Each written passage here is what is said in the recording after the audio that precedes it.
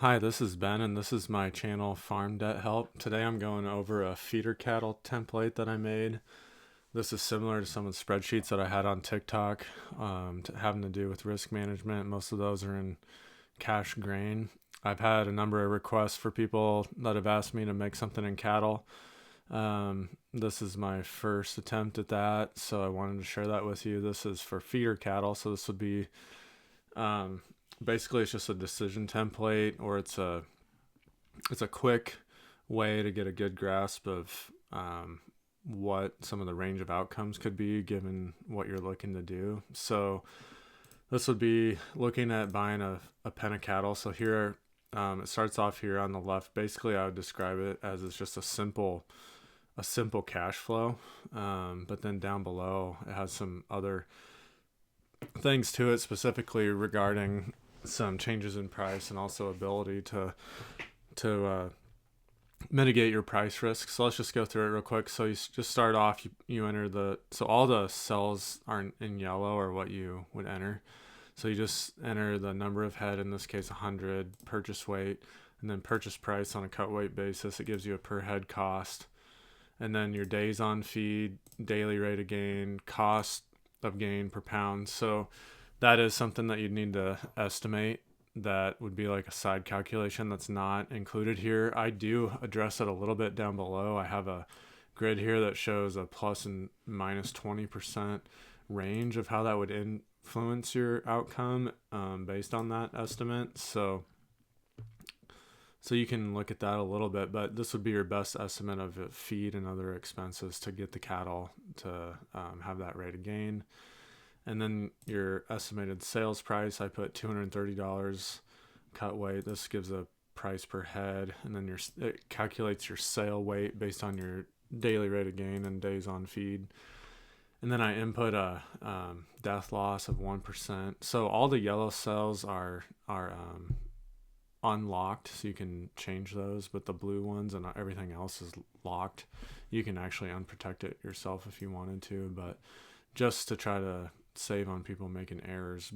And then down below, so it's going to auto calculate all this. So your gross revenue less your initial purchase less your total cost of gain, and then less your interest expense. Now real quick, on the interest expense, you just input your amount you're going to finance. So I put you'd finance 80% of the purchase price of the cattle. This calculates what then would be your part of the money into it. And then also I put what percent of the inputs you're going to finance. In this case, I put 100%. That does calculate. It calculates the inputs would basically be the cost of gain. So it's your 90 cents per pound, 3 pounds a day over the whole yard. So I'm putting here that you're financing 100% of it. It is conservative. I did treat it so that it's financing at day one for the whole length, so as opposed to like buying it as you go along. So if you wanted to, another way to have done it would have been to have done like an average, so it would have evened it out. But both of them do factor in that it's 170 days and not a full year. And then that calculates your interest expense, and also so basically it gets down to your total cost, and this would be your net income. So just looking over here, based on these inputs and then your financing and your interest rate on your financing as well would change it. So if I change it to 9%, you'd have an increase in financing or in interest. But that shows that on this pen 100 cattle, your estimate is that you're gonna have a net income of $4,300 basically. So I'm gonna zero this stuff out over here on the what you can mess with some pricing, and I'll show you how this works in a minute. But looking at just your simple cash flow, we're estimating $4,300. Down here I did a what if scenario, so changes in price. So the blue is 0% change, meaning it just matches everything that's input above. Your sale price $230 per head, $28.98, net income $43.34. If this is for positive price increments and negative price movement, so it shows you what your cut weight price changes to, what that equates to dollar per head, and then what that does to your net income figure. So as you can see here, if nothing changes price wise and everything were accurate on your estimates, you'd make a little bit of money, $4,300.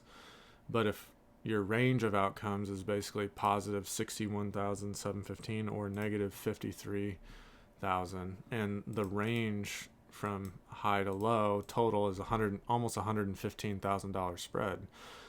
This just highlights the price risk in cattle feeding, right? So there's a lot of it hinges on what happens with price, and there's a lot of money at stake. So a way to mitigate that, so you have the open column, but then I have another column here that's your forward and hedge net income. Now notice these two match exactly because I haven't put anything in here.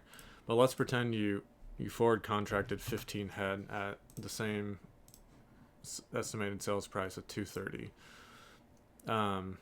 If price does nothing, it has no income, no bearing on your net income.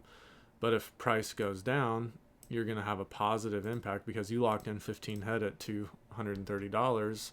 So if price goes down, those cattle are unaffected. So it has a net positive influence. This column here actually this number here is taking your open number and then adding these three things. So this had a positive influence of $8,600, which is showing right here.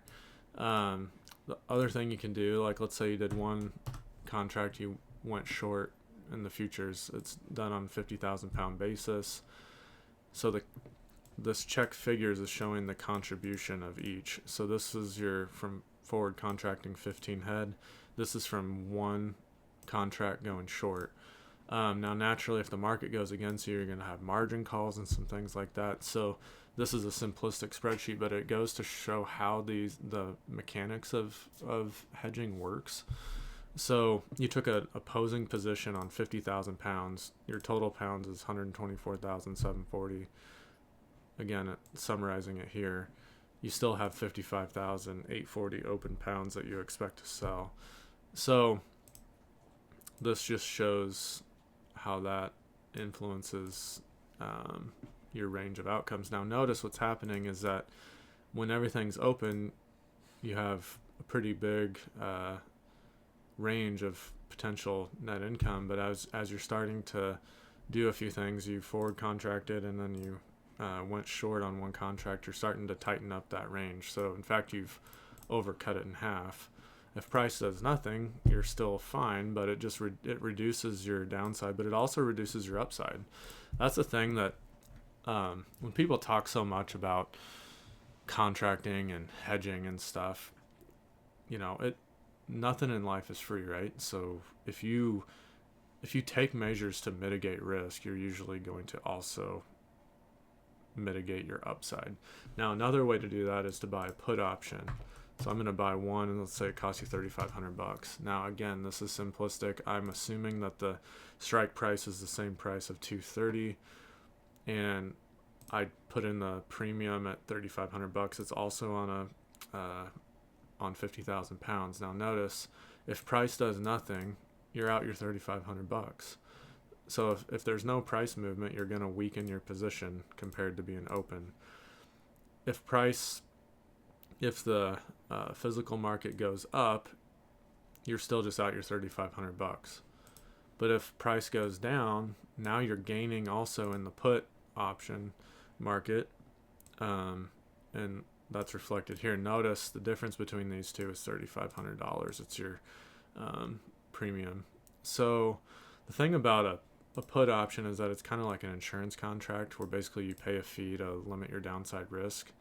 So it doesn't limit your downside quite as much as just going short in the futures, but it also doesn't limit your upside as much either. Now, again, there's different prices for which you can buy put options, and the market can change, your basis can change over time. So that's isn't meant to be an exact reflection, but it's meant to give you the mechanics of what you're trying to do.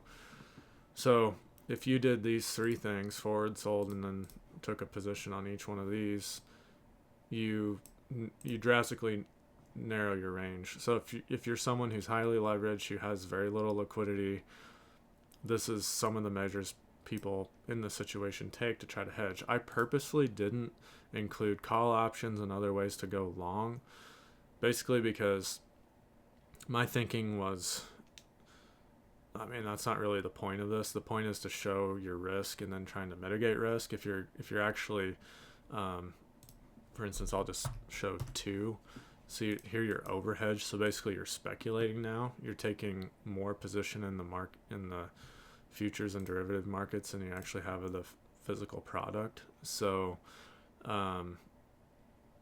yeah, I purposely didn't include those other.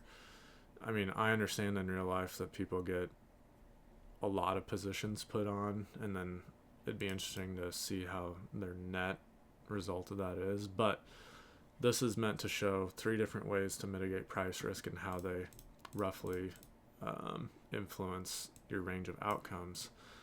The other thing I put here too is, now this is unrelated to the changes in price. This is a change of cost of gain. So this is speaking to this 90 cents that you had estimated earlier. So it's basically asking the question, what happens if you're off? Now, this doesn't mean that something changes in the market. It could mean that your estimate is just not great. So this gives you a table that shows kind of a range. So surely if your best estimate's 90 cents, surely you're within plus or minus 20% of that, hopefully. But this does show that the range is about 18,000. So if your best estimate's 90%, a plus and minus 20% is basically 9,000, a little over 9,000 to the downside, a little over 9,000 to the upside. Now, I made this so if your costs decrease, that's going to benefit you. So that means your cost per pound gain goes down, and then it shows your change in net income and then your adjusted net income. And this is based on an open amount. So again, if the change in cost stays the same, it's going to again match exactly what we had up above, 90 cents, for instance, your total cost to gain, and then net income. But then also down here is probably what people focus on more is what if costs go up. So in 5% increments, it means your cost of gain goes from 90 cents up to $1.08, which is a pretty big increase. That would basically have almost a $9,200 change. Now, this change in cost grid basically would apply to every single cell here, because if you have a change in cost, positive or negative, that can happen irrespective of a change in your sale price of your livestock. So the thing to look at it would be, if you had a 20% increase in cost, it's basically going to take almost a $9,200 hit to every one of these. It's going to shift everything down $9,200. So if you applied this 20% cost hit to this grid up here, it would just move everything down $9,200. So that, I think what this does is it gives a person with, how many cells are there? 3.